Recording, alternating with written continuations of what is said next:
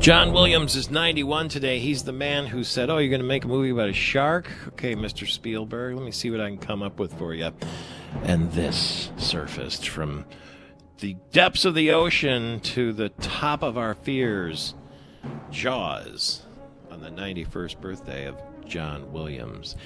The jawing that went on yesterday in the House of Representatives in the facility there in Washington, D.C., where the State of the Union takes place with members of Congress and the senators and the representatives, members of the cabinet, and even the Supreme Court justices, certainly the media, and people like Bono and Paul Pelosi and other special guests who were assembled there, all took place. And Dave Dulio was watching and listening. He's the director of civic engagement at Oakland University and now a distinguished professor in the political science department. Thank you for being here on our radio stage. Good morning, Michael Patrick. Thanks for having me. Distinguished professor is a pretty elite group. What's it mean and how does it feel?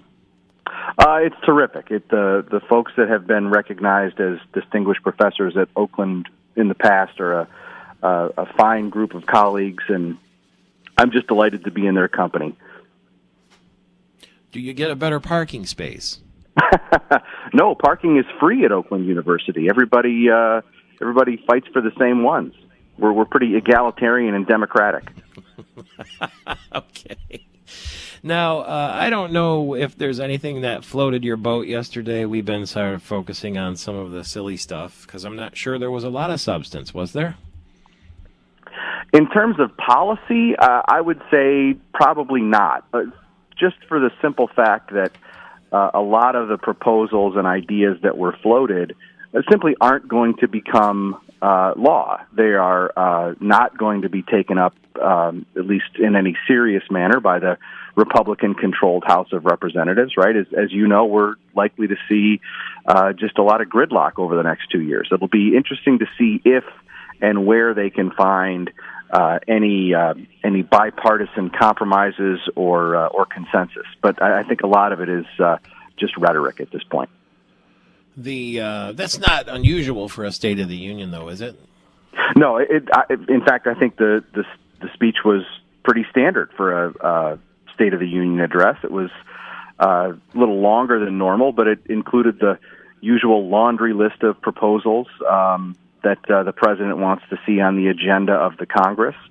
But, I frankly, I think it'll be a speech that has low viewership. I bet not a lot of people watched it. People were maybe here in Michigan more interested in the MSU basketball game and the Red Wings hockey game. LeBron James was playing, too, so, there's that. 71 minutes, as I understand the speech was, and here is the president, though, introducing the parents of the slain Tyree Nichols in Memphis, who was killed by police. Public safety depends on public trust, as all of us know, but too often that trust is violated.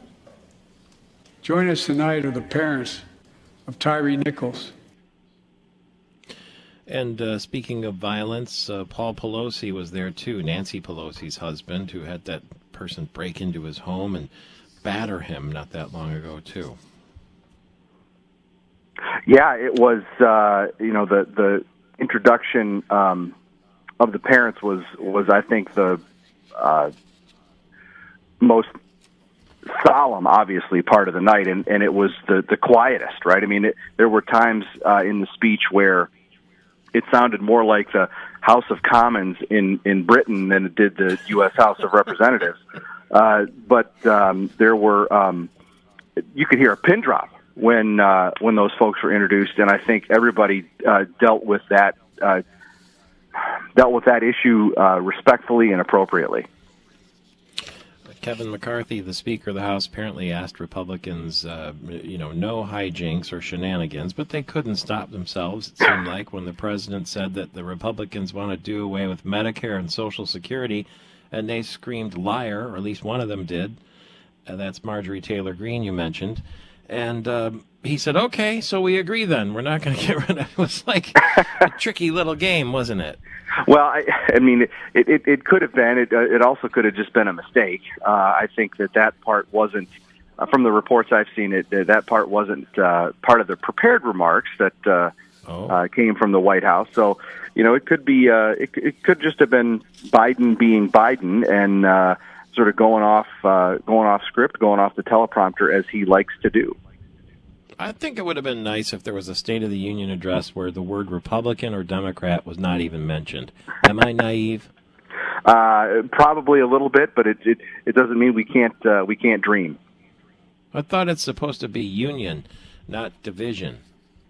Well, he near the end of the speech, he talked about how the State of the Union is strong, and I understand that message is one that the president has to send. But the union is struggling right now. People aren't terribly happy. A large number of people think we're going in the wrong direction rather than on the right track. We've got almost half the country thinks their finances are worse off today than they were 2 years ago.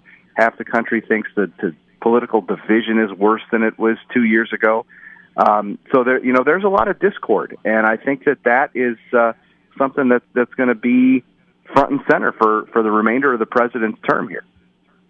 Here is exactly what you said the president said at the conclusion of his speech about the State of the Union. Because the soul of this nation is strong, because the backbone of this nation is strong, because the people of this nation are strong, the State of the Union is strong. Meanwhile, you've got Sarah Huckabee Sanders saying that we've surrendered to a woke mob. And she says the dividing line in America is no longer right or left; it's normal or crazy.